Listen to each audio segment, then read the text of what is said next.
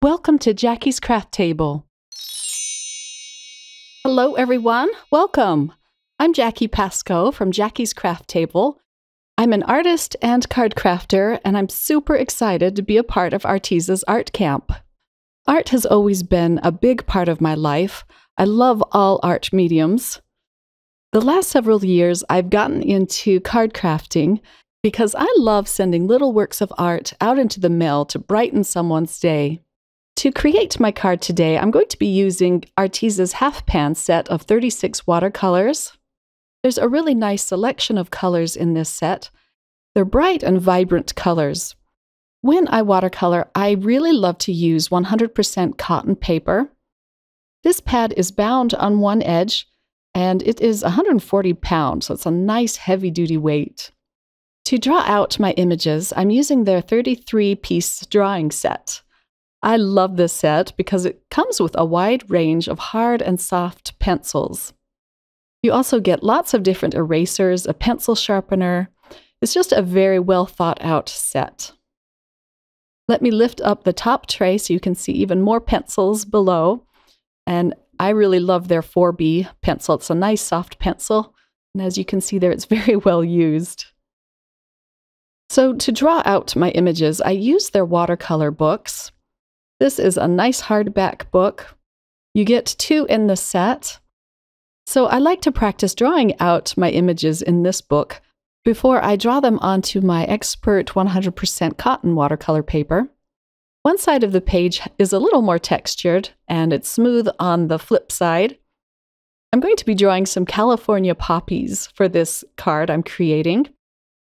I do use stamped images on a lot of my cards, but sometimes I just want to do my own thing and draw out my own images. So let's get into the card project. Most of my cards, I use a standard A2 sized card, which is 5.5 by 4.25, and that's the size I'm going to be using today. I cut up a piece of ARTEZA watercolor paper, and it's a little bit bigger than the standard A2 sized card, just because I need room to put my painter's tape around the edges. This blue tape is a very low-tack tape, so it won't rip my paper when I pull it off. Taping it down like this just helps it dry flat. I wet down my paper first so that there's a nice sheen on it, and now I can start adding my color. I'm just going to be using one color, and this is Prussian blue. Such a gorgeous color. This is a clipboard that I taped my paper to. The clip part of it helps to raise it up on a slight angle. This just helps my watercolors move down the paper. I'm going for a gradient look, so I want my darkest color at the top, and then eventually fade out into a very pale blue. I put down lots of layers on this paper, and this cotton paper sure takes a lot of water. It's just lovely. Right now, I'm just trying to get as much dark color as I can at the top of this paper. This is just a fun process to do. I love playing with watercolors. The paper is going to bow up a little bit, but that's normal. Once it's dry, it will flatten down. At the top of this paper, I'm not using much water with the color. It just comes straight from the pan with very little water. And then as I progress downward, I add water to it to lighten it up. I'm going to use my heat tool to dry it really quickly, and then I'm going to start in on my second layer. You can, of course, let it air dry, but I was just a bit impatient. I wanted to keep on painting. So this is a happy summer card I'm creating today. And so I want this background to represent a bold summer blue sky. Watercolors, of course, will lighten up as they dry, but that's just normal for watercolors. And that's why I'm adding lots of layers. I'm sopping up the water on the edges, it's where it pulls up a little bit. I'm being very careful not to get the paper towel into my paint. However, if you wanted to create a cloudy look, you could crumple up a tissue and just dab it across your panel, and it creates a beautiful sky. And here is even my third layer.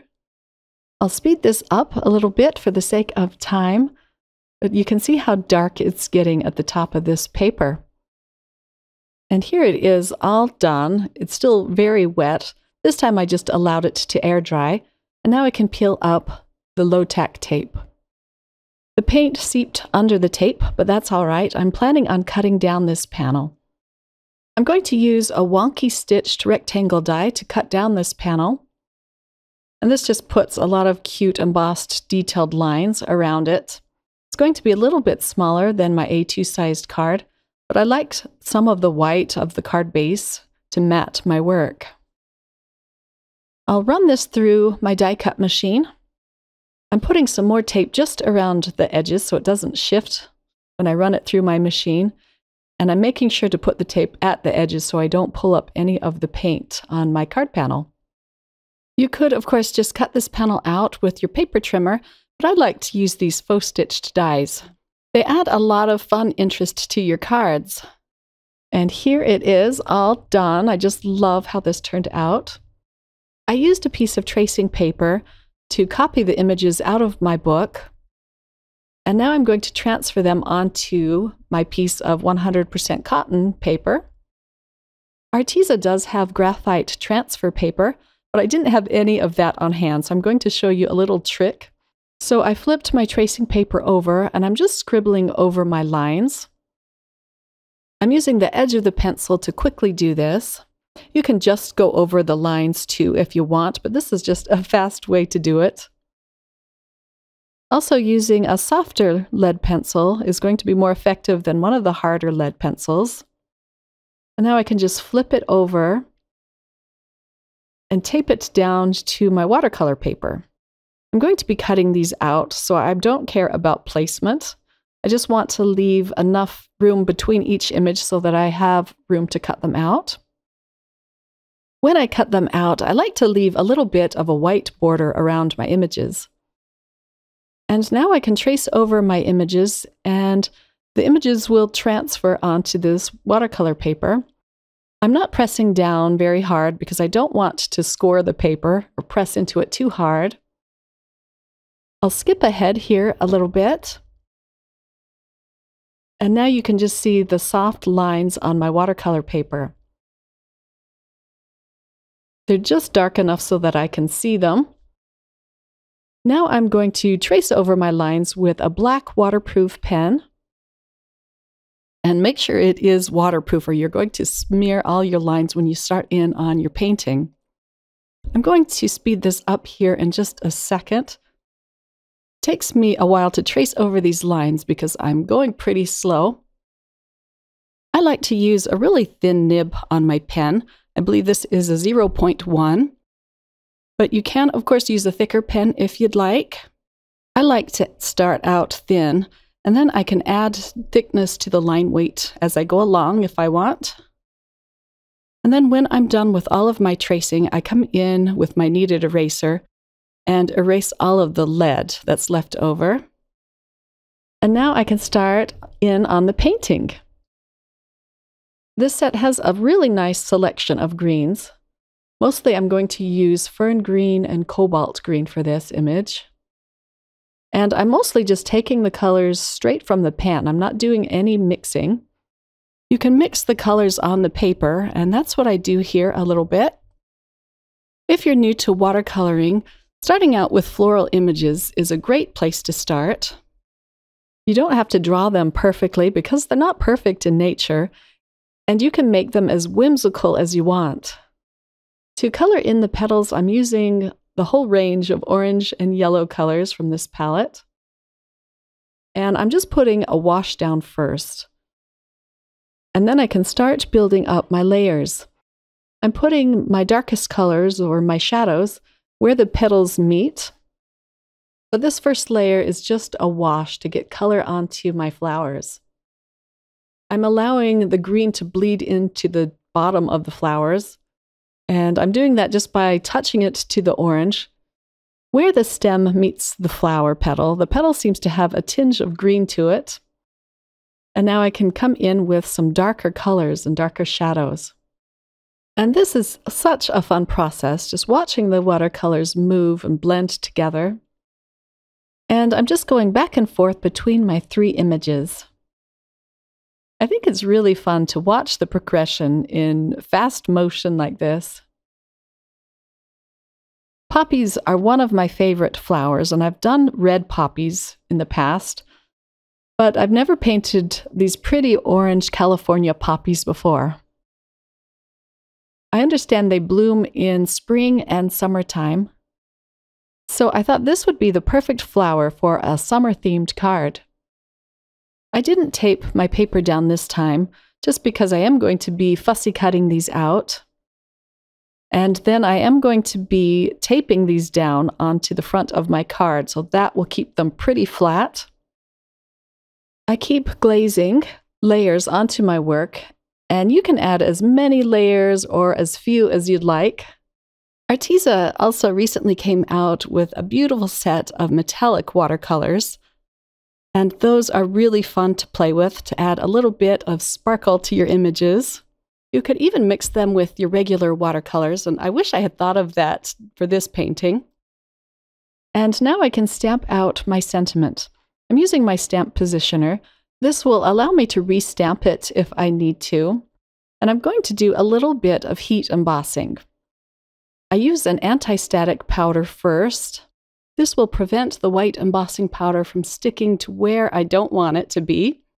I'm inking up my sentiment with some embossing ink, and I like to do this step twice. This is a nice sticky ink that will hold the white embossing powder in place. Now I can take it out of my stamp positioner, and I'm just using a piece of type paper to pour the white embossing powder over. And then I can just gently tap off the excess. I'm using my heat tool again to melt the white embossing powder. I allow my heat tool to warm up for a minute before I bring it to the paper. Now I can just wipe off the anti-static powder with a tissue. And now to put this card together, I'm going to put a lot of dot liner behind my watercolor panel.